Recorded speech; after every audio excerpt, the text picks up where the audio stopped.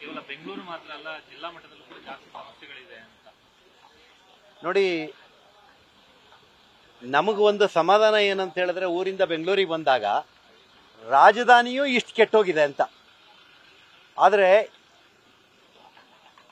ಇದನ್ನೇ ಕಾಂಗ್ರೆಸ್ ಸರ್ಕಾರದವ್ರ ಹತ್ರ ಕೇಳಿದ್ರೆ, ರಾಜ್ಯವನ್ನ ಸಮಾನವಾಗಿ ಇಟ್ಟಿದ್ದೀವಿ, ಎಲ್ಲಾ ಕಡೆ ಗುಂಡಿ, ಎಲ್ಲಾ ಕಡೆ ಮನುಷ್ಯ ಓಡಾಡದೇ ಇರೋ ರೀತಿಯಲ್ಲಿ ಇಟ್ಟಿರೋದೇ ನಮ್ಮ ಕೀರ್ತಿ, ನಮ್ಮ ಸಾಧನೆ ಅದು.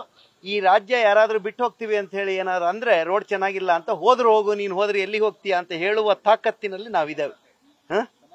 ಸಮಾನತೆ. ನಮ್ಮ ಮಲೆನಾಡಿನ ಪರಿಸ್ಥಿತಿ ಅತ್ಯಂತ ಕಷ್ಟದಲ್ಲಿದೆ. ರಸ್ತೆಗಳ ಮೇಲೆ ಗುಂಡಿ ತಪ್ಪಿಸ್ಲಿಕ್ಕೆ ಹೋಗಿ ನಮ್ಮದೇ ವಿಧಾನಸಭಾ ಕ್ಷೇತ್ರದಲ್ಲಿ 2 ಜನರ ಮೇಲೆ ಕಾರ್ ಹತ್ತಿ ಸತ್ತೋಗಿರೋದನ್ನು ನೋಡಿದ್ದೇವೆ. 4 ಜನ ಕಾಲ್ ಮುರ್ಕೊಂಡಿದ್ದಾರೆ ಗುಂಡಿಯಿಂದ, ಬೈಕಲ್ ಬಿದ್ದು. ಅವರ ಟ್ರೀಟ್ಮೆಂಟಿನ ಹಣನೂ ಅವ್ರ ಹತ್ರ ಮಾಡೋಕ್ಕಾಗದೇ ಇರುವಂಥ ಪರಿಸ್ಥಿತಿಯಲ್ಲಿ ನಮ್ಮ ಕ್ಷೇತ್ರದ ಚಿಕ್ಕಮಗಳೂರು ಜಿಲ್ಲೆಯಲ್ಲಿ, ನಮ್ಮ ಶೃಂಗೇರಿ ವಿಧಾನಸಭಾ ಕ್ಷೇತ್ರದಲ್ಲಂತೂ ಅತ್ಯಂತ ಖರಾಬ್ ರಸ್ತೆಗಳಿದ್ದಾವೆ.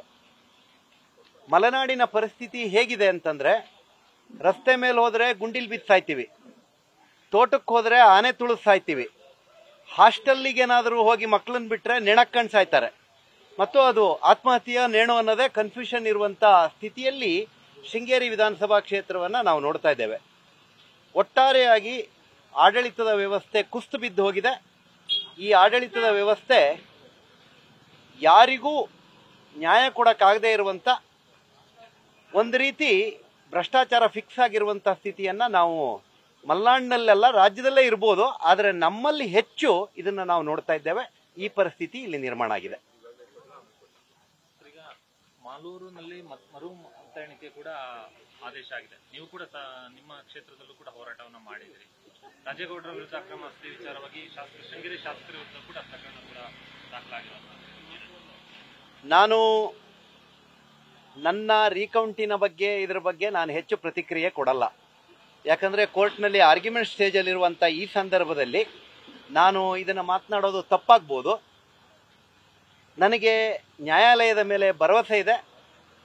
ನ್ಯಾಯಾಲಯದ ಮೇಲೆ ಭರವಸೆಯಲ್ಲಿ ಕಾಯ್ತಾ ಇದ್ದೀವಿ. ಈಗ ಆರ್ಗ್ಯುಮೆಂಟ್ ಸ್ಟೇಜಲ್ಲಿ ಇರೋದ್ರಿಂದ ಇನ್ನೊಂದು ತಿಂಗಳ ಒಳಗಡೆ ಜಡ್ಜ್ಮೆಂಟ್ ಬರ್ಬೋದು ಅನ್ನೋ ಆಂಟಿಸಿಪೇಷನಲ್ಲಿ ನಾನಿದ್ದೇನೆ. ಒಳ್ಳೇದಾಗ್ತದೆ ಅನ್ನುವಂಥ ನಂಬಿಕೆ, ನ್ಯಾಯಾಲಯದ ಮೇಲೆ ನಂಬಿಕೆ ನನಗಿದೆ. ತಾವು ಇನ್ನೊಂದು ಪ್ರಶ್ನೆ ಕೇಳಿದ್ರಿ. ನಮ್ಮ ಕ್ಷೇತ್ರದ ಶಾಸಕರ ಮೇಲೆ ಜನಪ್ರತಿನಿಧಿಗಳ ಕೋರ್ಟ್ನಲ್ಲಿ ಒಂದು FIR ಆಗಿದೆ. ಜನಪ್ರತಿನಿಧಿಗಳ ಕೋರ್ಟಿನ FIR ಏನು ಅಂತಂದ್ರೆ, 2022ನೇ ಇಸ್ವಿನಲ್ಲಿ HK ದಿನೇಶ್ ಅನ್ನೋರು ಒಂದು ಕಂಪ್ಲೇಂಟ್ನ ಲೋಕಾಯುಕ್ತಕ್ಕೆ ಕೊಡ್ತಾರೆ. ಲೋಕಾಯುಕ್ತದಲ್ಲಿ ಅವ್ರ ಕಂಪ್ಲೇಂಟ್ ಏನು ಅಂತಂದ್ರೆ, ಶಾಸಕರು 2013ರಿಂದ 2020ರವರೆಗೆ ಅವರ ಎಲ್ಲ ಲೋಕಾಯುಕ್ತದ ಅಫಿಡವಿಟ್ನಲ್ಲಿ, ಎಲೆಕ್ಷನ್ ಅಫಿಡವಿಟ್ನಲ್ಲಿ ಅವ್ರ ಇನ್ಕಮ್ 40 ಲಕ್ಷ, 38 ಲಕ್ಷ, ನನ್ನ ಫ್ಯಾಮಿಲಿಯ ಒಟ್ಟು ಇನ್ಕಮ್ ಅಂತ ತೋರಿಸಿದ್ದಾರೆ. ಆದರೆ 13/2/2020ಕ್ಕೆ NR ಪುರ ಸಬ್ ರಿಜಿಸ್ಟ್ರಾರ್ ಆಫೀಸ್ನಲ್ಲಿ 124 ಕೋಟಿ ರೂಪಾಯಿಗಳನ್ನು ನಾನು ಶಾಬಾನ್ ರಂಜಾನ್ ಪಾರ್ಟ್ನರ್ಶಿಪ್ ಫರ್ಮಿನ ಸಾಲವನ್ನು ತೀರಿಸಿ ಆ ಫರ್ಮಿನ ತೋಟವನ್ನು ನಾವು ಕೊಂಡ್ಕೊಂಡಿದ್ದೇವೆ ಅಂತ ಹೇಳಿ, ಡಿಫರೆನ್ಸ್ ಬಿಟ್ವೀನ್ 40 ಲಕ್ಷದಿಂದ 124 ಕೋಟಿ, ಶಾಸಕರಾದ ಮೇಲೆ ನಿಮ್ದು ಇಷ್ಟೊಂದು ಅಸೆಟ್ ಜಾಸ್ತಿ ಆಗಿದೆ, ಇದನ್ನ ಲೋಕಾಯುಕ್ತ ತನಿಖೆ ಮಾಡಬೇಕು ಅಂತ ಕೊಡ್ತಾರೆ. ಲೋಕಾಯುಕ್ತದವ್ರು ಏನ್ ಮಾಡ್ತಾರೆ, ಇದನ್ನ ದಿನೇಶ್ ಅವರಿಗೆ ರಿಪ್ಲೈನೂ ಕೊಡದೆ ಬಿ ರಿಪೋರ್ಟ್ ಮಾಡಿ ಕ್ಲೋಸ್ ಮಾಡಿರ್ತಾರೆ. ದಿನೇಶ್ ಅವರು ಈಗ 6 ತಿಂಗಳ ಮುಂಚೆ ಜನಪ್ರತಿನಿಧಿಗಳ ಕೋರ್ಟ್ನಲ್ಲಿ ಒಂದು ಕೇಸ್ ಹಾಕ್ತಾರೆ. ನನ್ನ ಲೋಕಾಯುಕ್ತದ ಕೇಸನ್ನ ತನಿಖೆ ಆಗಲಿಲ್ಲ ಮತ್ತು ನಾನು ಇಷ್ಟೊಂದು ಡಾಕ್ಯುಮೆಂಟ್ಗಳನ್ನು ಕೊಟ್ಟಿದ್ದೆ, ನನಗೇನು ಮಾಹಿತಿ ಕೊಟ್ಟಿಲ್ಲ ಅಂತ.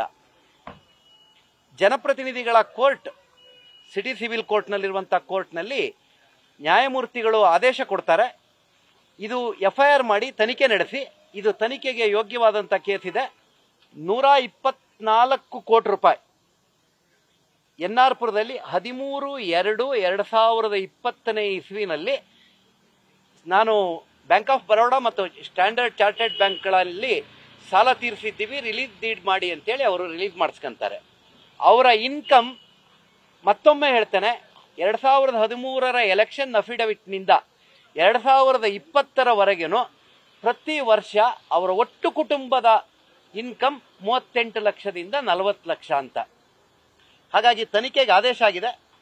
ತನಿಖೆ ಆದರೆ ಈ ಹಣ ಎಲ್ಲಿಂದ ಬಂತು, ಈ ಹಣದ ಮೂಲ ಯಾವುದು, ಹವಾಲದಿಂದ ಬಂದಿದೆಯಾ, ಭ್ರಷ್ಟಾಚಾರದಿಂದ ಬಂದಿದೆಯಾ, ಇಲ್ಲ ಇದು ಬ್ಲಾಕ್ ಮನಿಯಾ, ಅನ್ಅಕೌಂಟೆಡ್ಡಾ, ಟ್ಯಾಕ್ಸ್ ಕಟ್ಟಿದಾರಾ, ಇವೆಲ್ಲವೂ ತನಿಖೆಯಲ್ಲಿ ಹೊರಬರಬೇಕಾದಂಥ ವಿಷಯ ಇದೆ.